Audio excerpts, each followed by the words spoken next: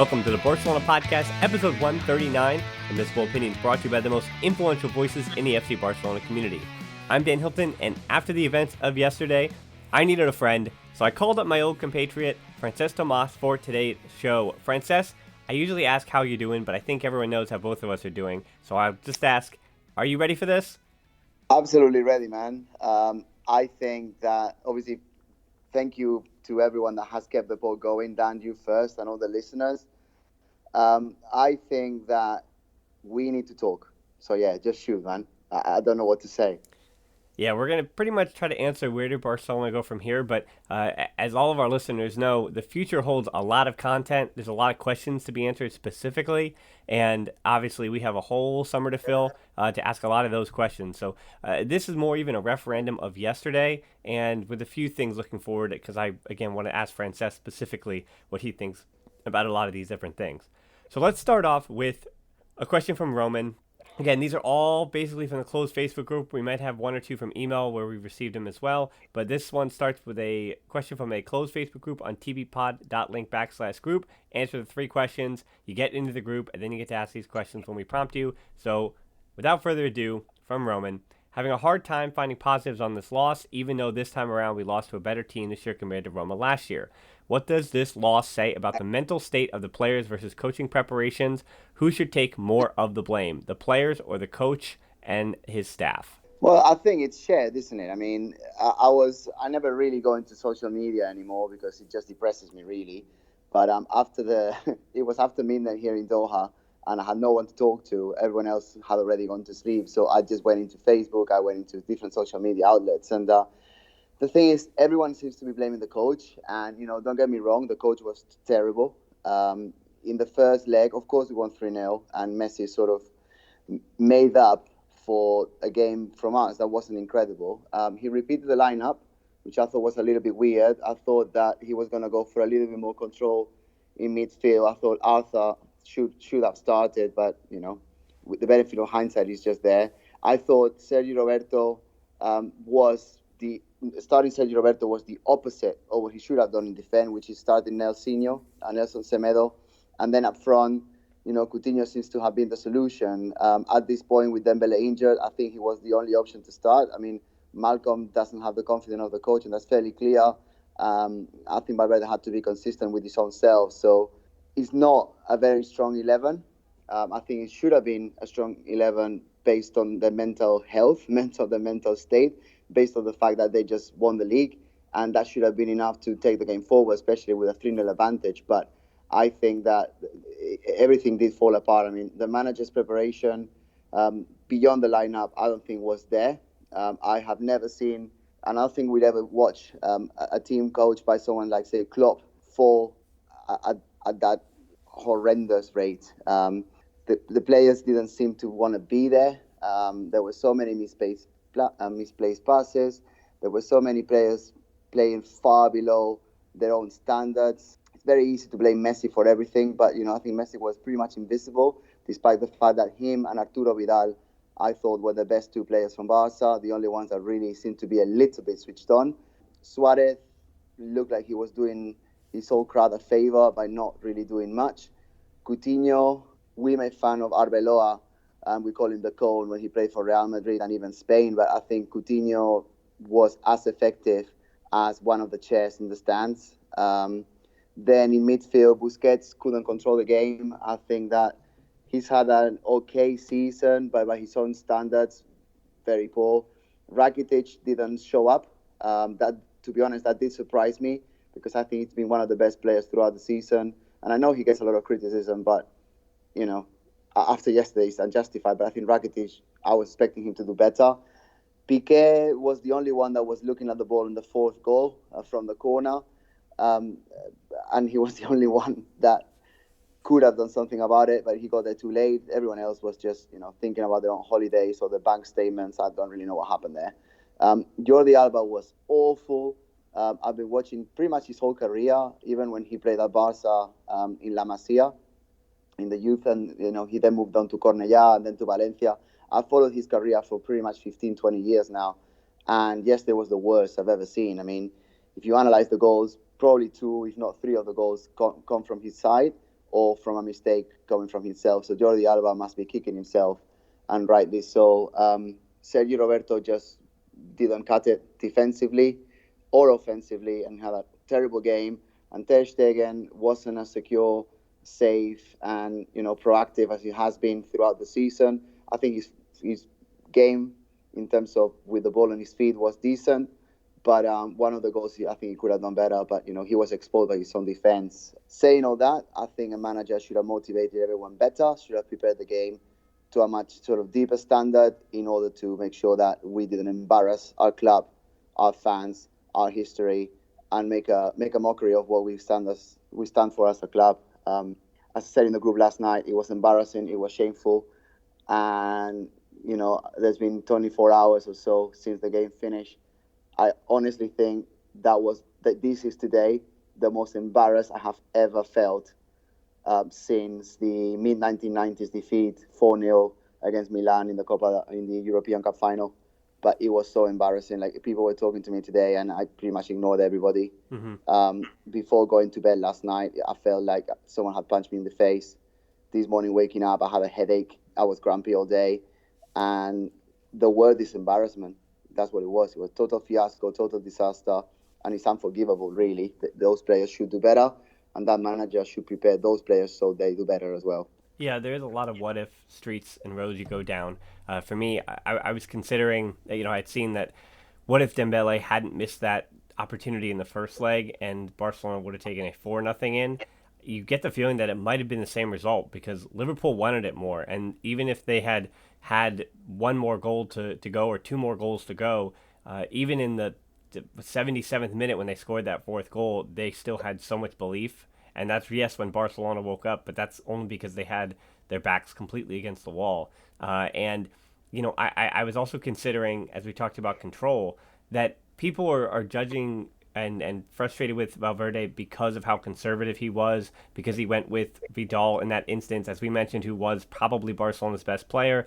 He went with him instead of Artur.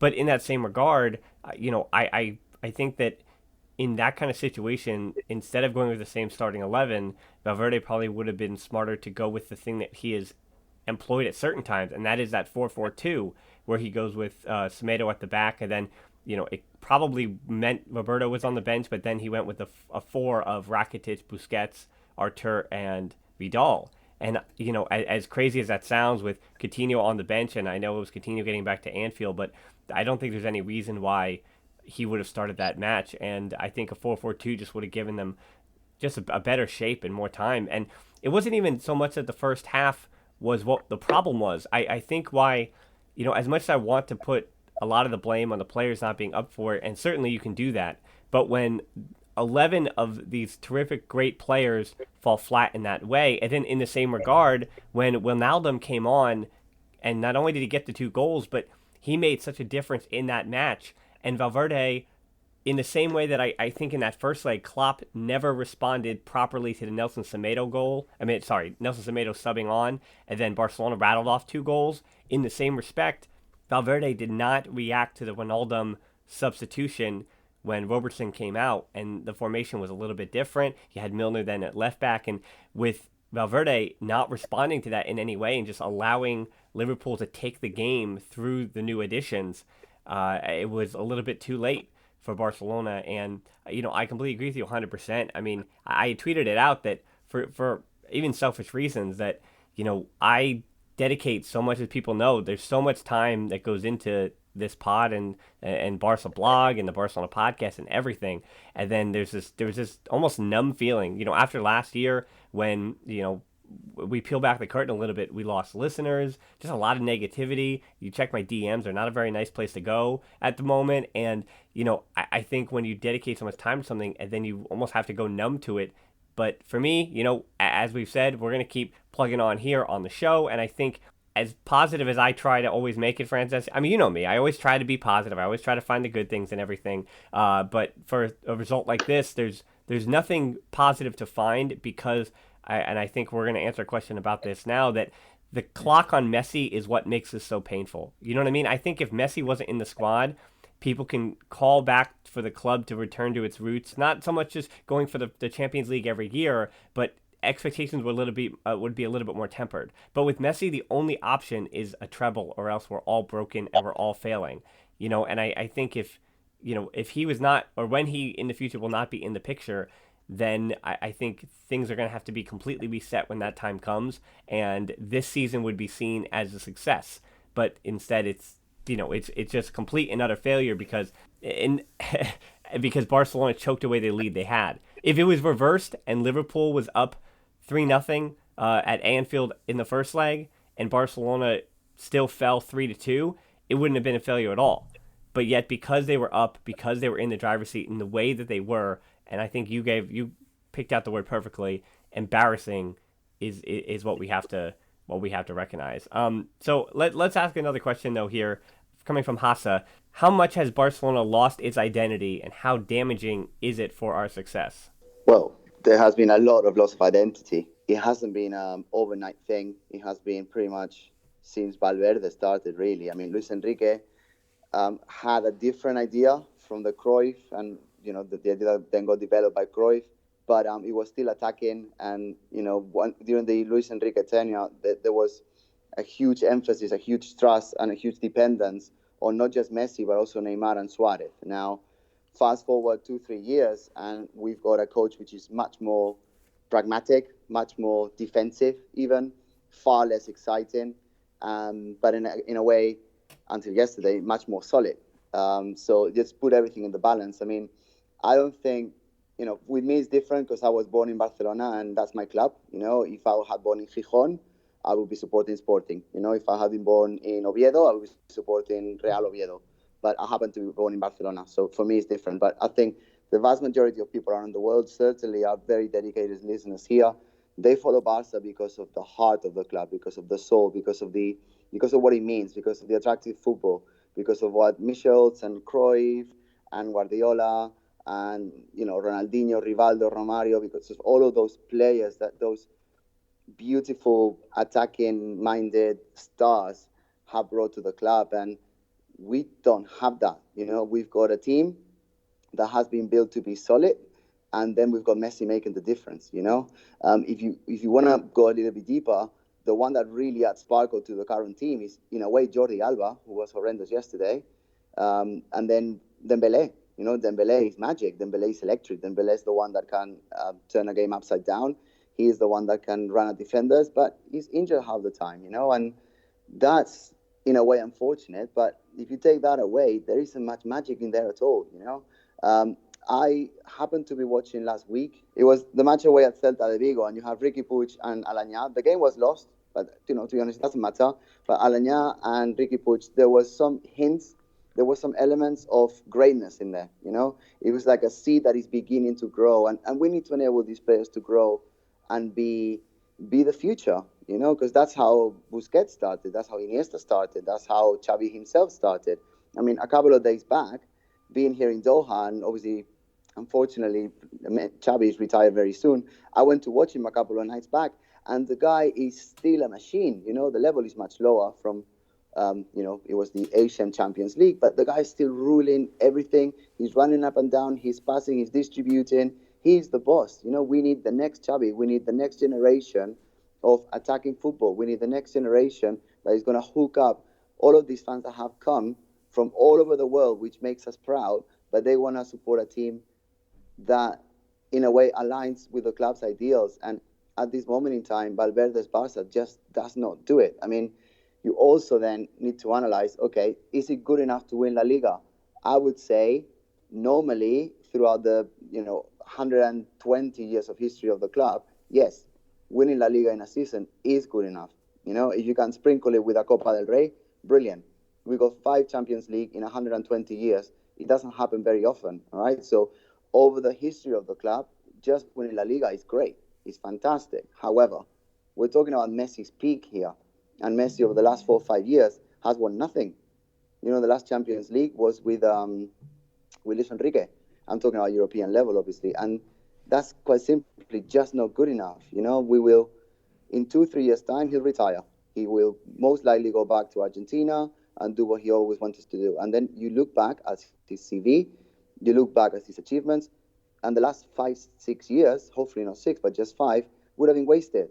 And that is time that we are never going to get back. And he simply is not good enough to look for excuses.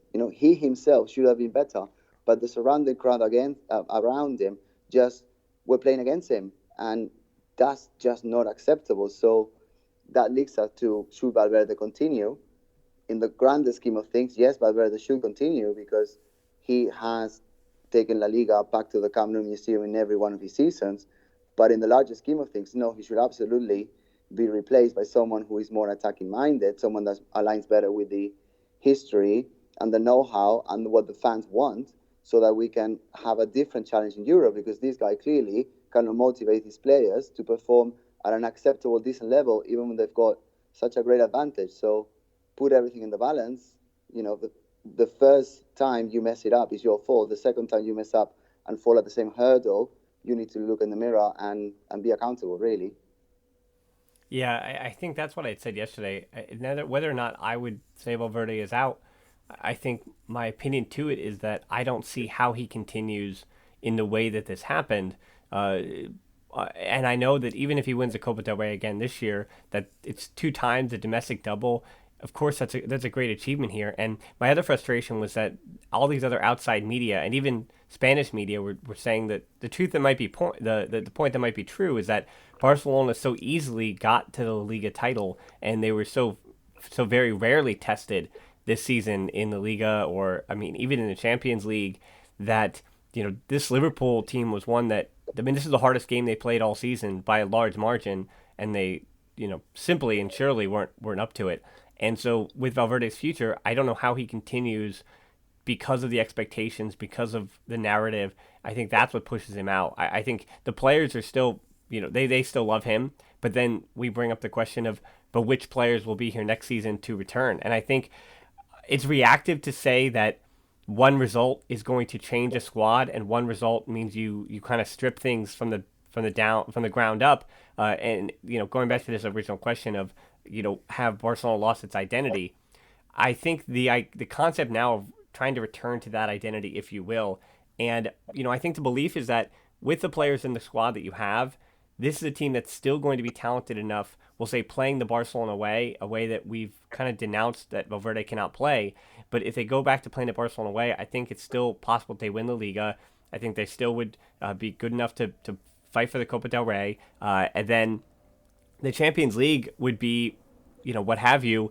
You'd hope that I guess the point is that if Valverde's way wasn't good enough to win a Champions League final, then maybe another way will be. So going back to Barcelona's roots, exactly the way that the fans want to play, if you don't win a trophy that way, well, then you kind of got what you want, and you didn't win a trophy, as opposed to the fans feeling like they didn't get what they want and they didn't win a trophy. So to me, again, it's not that I don't think Valverde is good enough to manage Barcelona, because surely if you lose, what is a total of 11 games, and this season he only lost, this is now his 4th loss of the season, which is just an incredible record to have at the Camp Nou.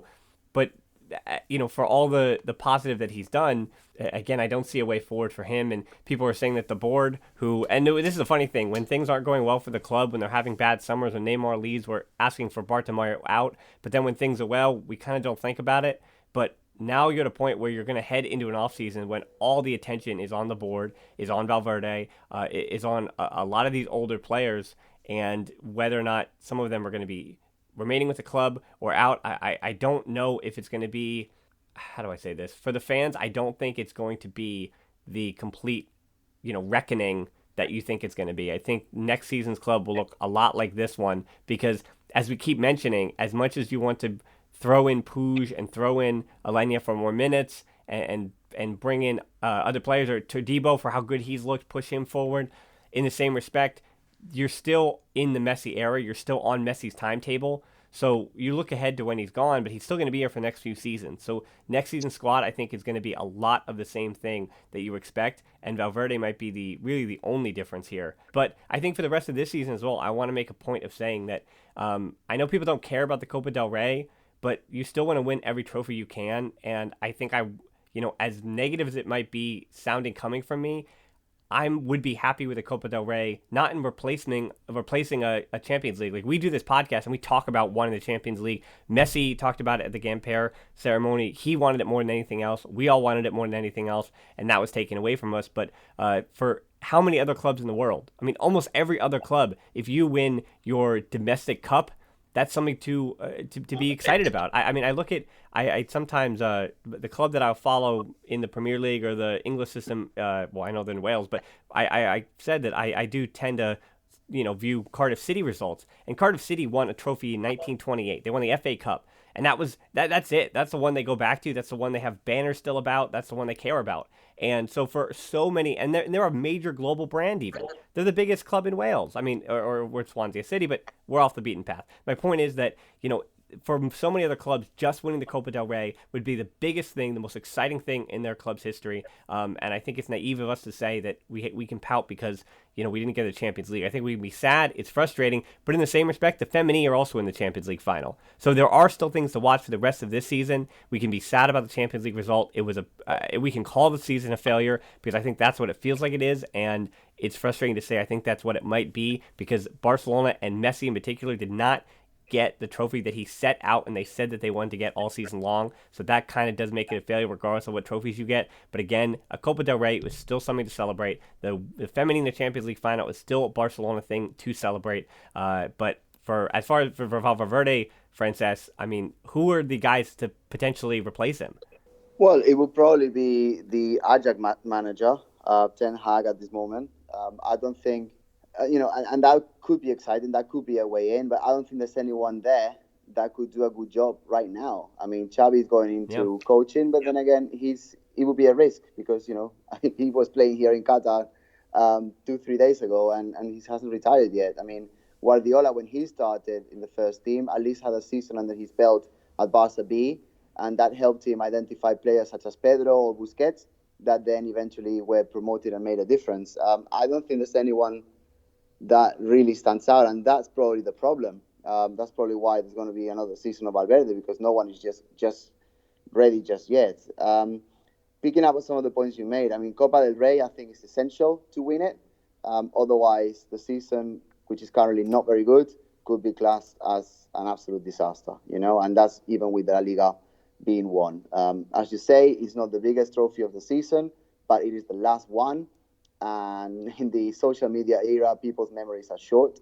So I think if you end up the season with the Copa del Rey, domestic double is still good to evaluate the whole season. Obviously, it's not what Messi wanted. It's not what any of us wanted. But, you cannot always have the treble.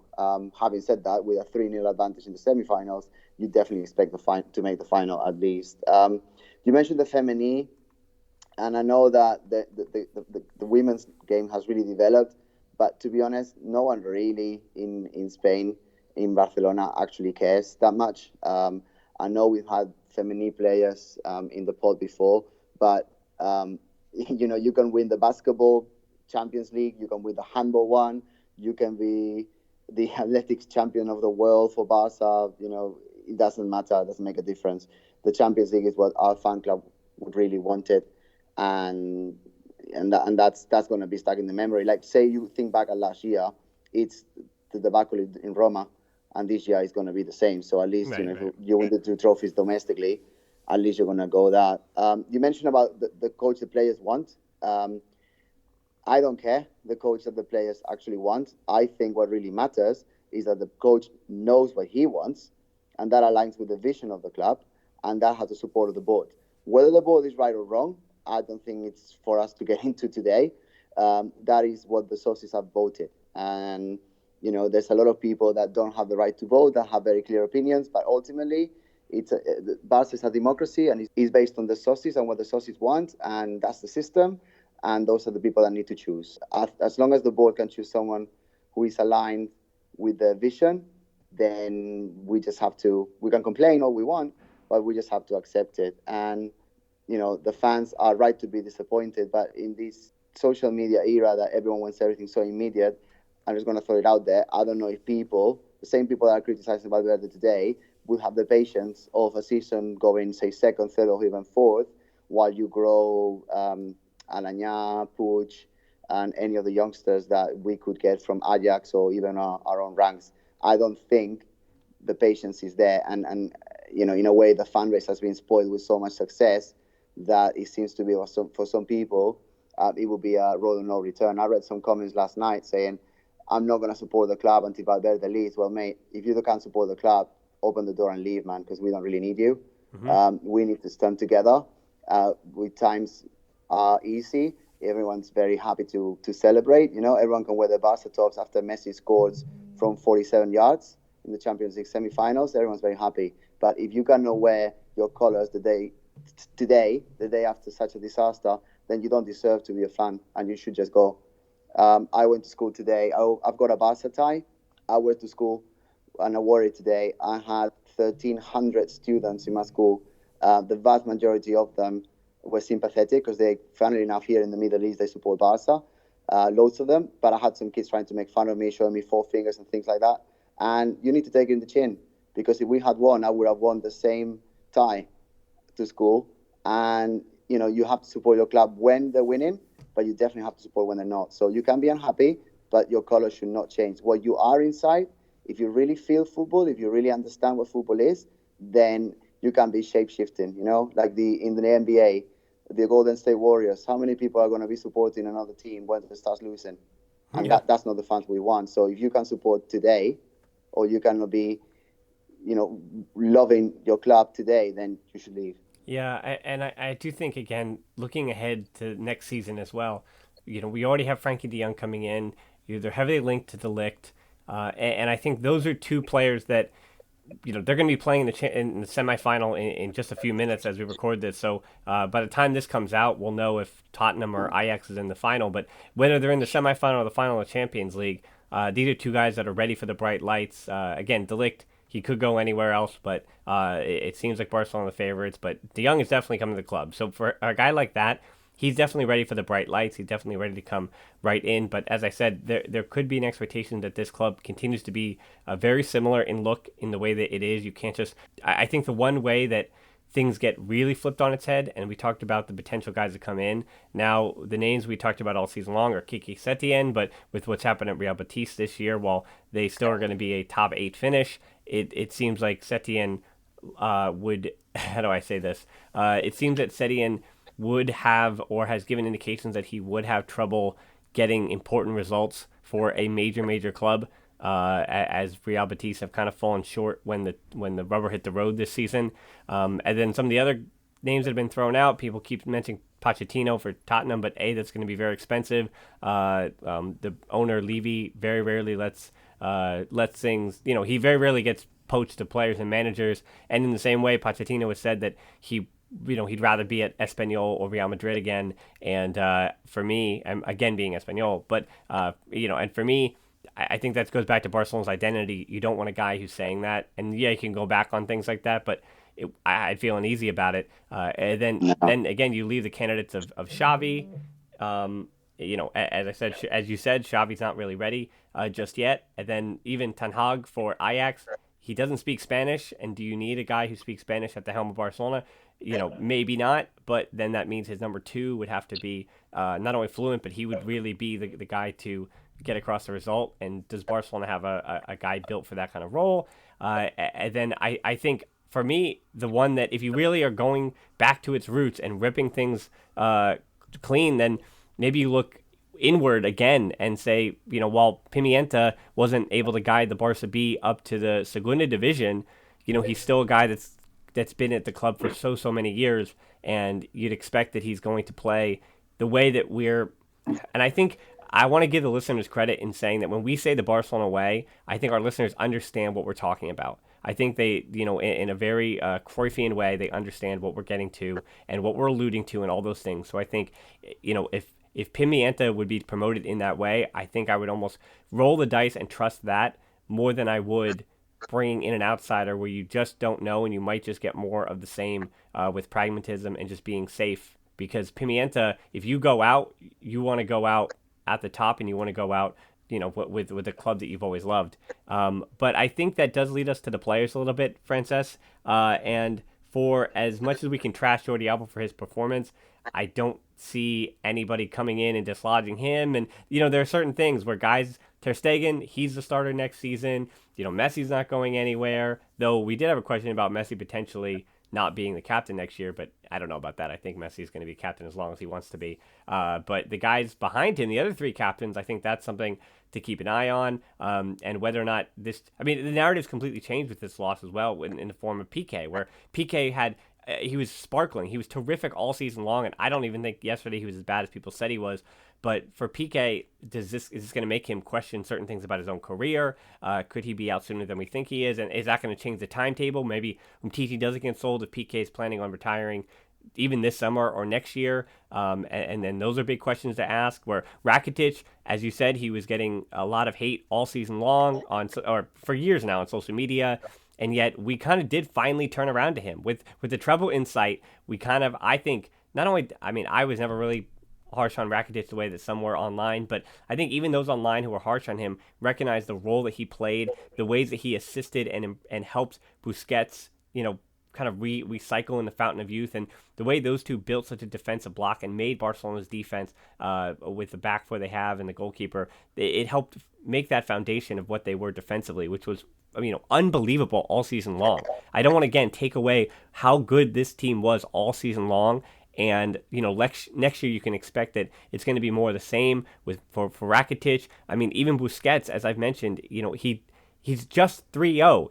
It's not like he's, completely old or broken. And yes, there are a lot of minutes on his legs, but, Busquets is not completely over the hill yet. And you go down the list, and I'm wondering which players you see in and out of the club this summer. I don't know if you're going to see the mass exodus we expect, but Coutinho, even if you have to sell him on for 40 or 50 million, I don't see how Coutinho, and it stinks because, Francesc, to make Coutinho the scapegoat for this is completely and totally and utterly unfair. But unfortunately, at a club like Barcelona, just the way that I said Valverde is going to be a scapegoat in this, I think Coutinho is another scapegoat in this, where I don't know how he continues at the club.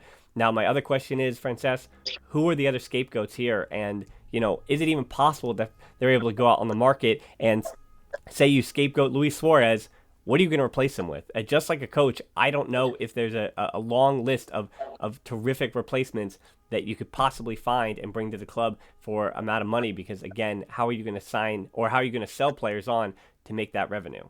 It's a very difficult one, and it's also something that my mind is not quite ready to process just yet. Yeah, I agree. Hearing what you're saying about all of the different names, and I'm thinking I'm going to say something clever now, but I just can't process it. We should be in the Champions League final, and we shouldn't even have to be talking about this. Right. Like the whole of the season, it's not been amazing in terms of some players sometimes, but overall he's been very consistent. And yesterday, I'm still in shock.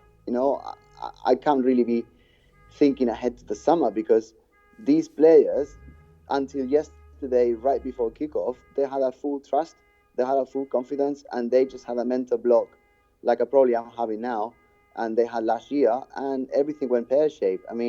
So I'm just going to say what I would have said before the game, because I just can't process anything before that. I'm sorry. I cannot process anything after that. I think Umtiti, based on his skill, but based on the fact that he hasn't been consistent, and hopefully the fact that the league joins us, then I think Umtiti should be sold. I know a lot of people are going to disagree with me, but I think Barca, for once, need to learn to make money. And Umtiti has got a high cachet, obviously World Cup winner, and I think we could make money there. So Lenglet has been better than him all season, until yesterday, obviously. But I think that's someone that could be offloaded. I think Coutinho absolutely has to go. I've seen it over the years. I've seen it with Jordi Cruyff when he was a player, obviously different caliber of player. But Bojan, I've seen it with Coutinho. I've seen it with Andre Gomes. If the Camp Nou doesn't like you for whatever reason, and normally it's lack of trying, sometimes because you're very expensive and then you don't try hard enough. But the Camp Nou are not going to forget Coutinho for the silencing that happened before, and obviously all the nonsense that the fans have had to put up with all season, from his not trying, not adapting, and not leaving everything on the pitch. Someone like Arturo Vidal, for example, right? That's the contrast. So at the beginning of the season, didn't really have the trust of the manager. got really annoyed, and then through hard work, through determination, through putting his balls on the floor every single time, he managed to find his way into not just the top 14, but even the starting 11. And that is what you want. That's why the Camp Nou love the guy. He's not the most skilled. He's skilled enough, obviously. He's not the most skilled, but he's going that step further. Puyol had it, Luis Enrique had it as a player, Risto Stoikov had it as a player, and Arturo Vidal does have it, and check out the three names that I just said. He's at that stage, at that caliber, and he wasn't born in La Masia. You don't have to be pure and Catalan, you just have to prove that you want it more than the others, and Coutinho just doesn't have it. I think his attitude towards the Camp Nou stank. I was fuming at the time and still fuming today, and then after seeing his cone performance yesterday, absolutely the guy has to go. Then the problem is how much you get for him and who wants him. But his time is finished. And then Rakitic. I think Rakitic has been key to Barca for a lot of seasons. But if it's true that Paris Saint-Germain wants to give us the 70, 80 million that has been rumored, given at his age, given the fact that the young is joining us, I think Rakitic has to make way, because next season he shouldn't really be a starter, Rakitic, and you're not going to have such an expensive or potentially fund-producing sub. So you just have to offload them. That would mean more minutes for Alanya, more minutes for De Jong, and more minutes for hopefully Ricky Puig, and we can continue to grow. I also want to mention Malcolm. Again, I haven't been following social media all year, but I know there's a lot of people. I know there are several listeners as well who really are keen on Malcolm. I'm sorry, guys, but Malcolm, in a Barca that's going to win the Champions League, Malcolm should not be a starter. Malcolm should not have a sniff of the starting 11. We need players that are better than that. And as a super sub, we can have Abel Ruiz. We can have people from our own system, people who understand, people who are going to be here long term. To have a sub like Malcolm, sorry, the guy has to be sold as well. And I know this is harsh, and I know a lot of people are going to disagree with me, but that's, I'm here to give my opinion. I think Malcolm is not a Barca caliber player, and it's not just the manager not trusting him. It's just we need someone who is better, and there has to be someone out there that we can, with all the money we can make from those four, if they are sold to, top 10 European clubs, that's a lot of money to invest in someone who actually could lift the team to the next level, which is what we need, and obviously linked to all the manager conversation we had before. But I think that brings up with the Malcolm problem is that, I've been following Abel Ruiz all year long, and he not only is he not taking that step he needed with the Barcelona B, but he certainly now looks somehow just as far away from the first team as he did at the start of the year, if not more. And I think that also brings in the point about Malcolm, that I think the argument is that there are times in the season, maybe not yesterday, but there are times in the season when Malcolm could have been utilized or put in the starting lineup, and he wasn't, and that was what people are ruining. And again, that is the modern dilemma that we have at Barcelona, is that for all the minutes that we want to give to Puig or give to Malcolm or give to whoever, or Juan Miranda at the start of the year to be Jordi Alba's backup, the problem, or even, and then I think for Musa Wagwe, as good as we've seen him, he's going to be another one on this list. Again, guy started in a World Cup for Senegal, played pretty well as a teenager, and yet he was in the third division in Spain, and we wonder, behind Roberto and Semedo being third on the depth chart, where is his future lie at Barcelona? But I think he's good enough to make the field. But that said, Barcelona are so result-driven at the moment, and you're right, something I think has to give. Either they play these young kids, the ones with promise, and allow them to develop and take your lumps, or you play the guys who are going to get you the result, and that's going to be Jordi Alba. While he doesn't have a backup, it's going to be Jordi Alba game in and game out every single time, and then you deal with the ramifications of playing him in that manner at the end of the season. I think, when we looked at Liverpool's bench, they didn't have Salah, they didn't have Firmino, and yet they did have the two teenagers on the bench. But again, that was out of complete necessity, because even Naby Keita was injured. They had all these guys gone down, and then somehow, in the Premier League, it's a little easier, but Barcelona have no excuse. They have the money. That last season, the complaint was that Barcelona could only go 10 or 11 deep, and they didn't have 14 starters. And I've said it over and over and over again this year, that after Dembele got hurt, Barcelona had 14 starters, and then they went down to 13 with his injury, and yet they had a little more depth. But basically, they had the 11 starters that everybody completely trusted, and then 3 guys who came off the bench in basically every game. And that's not counting Alenya. We know who it is. It's either Artur or Vidal. It's either Roberto or Semedo. And then it was Coutinho, who I don't even know if you put him on that list of the 14 guys that are trusted. But it was a guy who was trusted by Valverde, so it was Coutinho/Dembele. And that was the 14 guys that was going to get rotated, was going to get trusted in those big matches. And if it was not that time, it was going to be a wholesale change. So when you did see Alenya get starts, it was because Puig was right next to him. So when I saw the Huesca match, when I saw the Celta de Vigo match, the things that you think about are that when you had Umtiti getting to play, he was playing alongside a teenager in Todibo. We have yet to see, this is I think one of the final points we'll leave this on, that the state of the club Barcelona is in, and this kind of sums it all up, is that Riqui Puig, for all the time we did see him in the Copa del Rey and those 2 matches here at the end of the season in the Liga, we have not seen Riqui Puig play with Lionel Messi. And I think that is so telling to what we're trying to get to. Puig plays the matches that don't matter, and Messi plays the ones, basically all the others, all the ones that do matter in La Liga. And then even when they need him in Copa del Rey, he comes in on his white horse. And, can a club operate like that? Where, yes, of course, even in England, in the FA Cup, in the all the different cups they have over there, the Carabao Cup, all that, that's when they play the teenagers. That's when they really do play their backups. But then, again, you have 2 teenagers in Woodburn and Brewster on the bench in a Champions League game. Why are they there? Is it because they've played certain Premier League games? Is it because they're a little bit trusted by Klopp? But I think that's the whole point that Barcelona are in. They either have, we're trying to get a result here. Here's our 11 to 14 guys, and then, okay, this is a match that we can take a few chances, but we're going to have all these subs play together. So instead of Malcolm playing alongside Luis Suarez and Rakitic and Busquets, Malcolm is going to have a midfield who has never played together before. And I think that's what Barcelona's in right now, where it's either we have players who you trust or players who you don't, instead of a full squad where there are chances taken and opportunities. And if that means taking our lumps, that's the one question I have to ask everybody. Are you willing to take your lumps for a squad that is going to try to excite you with your eyes and try to excite you aesthetically?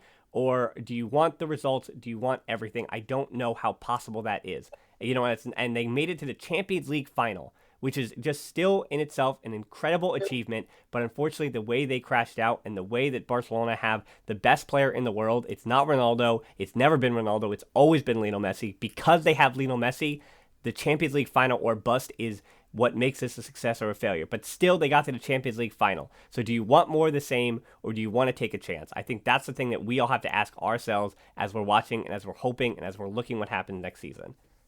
Yep, agreed. I know. How often, Francesc, do I get that? I don't often get that wound up, right? I think it takes a thing like this to get me that wound up. Well, unfortunately, it happened. So this is the podcast. This is your way to share your thoughts, and you just did that. And I agree to a T with everything you just said.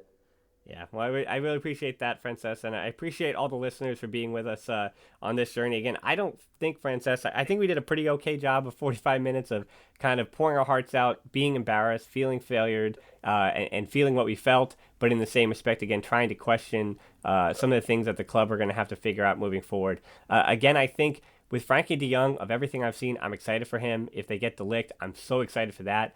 We look at Puig, we look at Alenya. I think for me, there are so many things to be happy about. Not to say that the season is over. We're going to still have our season referendums, and we're still going to have those pods coming out. But for all intents and purposes, I think the feeling that our listeners have is that the season is done with. Even though the Copa del Rey has to be played, even all the other things that I mentioned still left, even the La Liga matches left on the docket. I'm still going to watch everything. I think as hurt as everyone is, as much as everyone tweets out that they're broken and done with the club, I think most fans are still going to watch, and that's what we're going to do. But then I think it's going to be an exciting offseason to see what happens next. And in these times of darkness, it's those big, it's those important clubs and the ones that the reason we love this club is because they do bounce back. And Messi's still on the team next year, and for all the pain that people felt that he's dealing with, that, if him trying to look at his club career, and for all the records and everything and all the trophies, that he still has to look back at it and see that there's been failure in the last few seasons. Messi's still on the club, on the team next year. We didn't even question him whether or not he should leave the club or whatever, but that's obviously utter nonsense. Messi will be at Barcelona next year, and so will we. And with Messi in tow, I think I'm excited for what could happen, and I think we can hypothesize about that for many, many weeks. But for this, it was just a referendum, and Francesc, again, I'm really happy you were able to join me for this. Yeah, for sure. There's one thing that I sort of slightly disagree there. I think the season's not finished. I think La Copa del Rey actually does matter. Yeah. I think after the debacle in England, it's a very important thing to do now. I mean, but winning La Liga in a season is okay, but winning the domestic double is significant. So I think the Copa del Rey final has just become much more important and could be, in a way, used as a redemption ticket. No one is ever, in 20 years from now, we'll still be thinking about yesterday, No one is ever going to forget the disaster in Liverpool, but the domestic double would be a consolation prize that, in my eyes, would be an acceptable way to the season. I know a lot of people want me to say it would be failure, blah, blah, blah, but a domestic double is okay. It's just, we were so close to the Champions League final that it hurts and it will hurt forever, but we need to be a bit more analytical, and can't really say any more than that.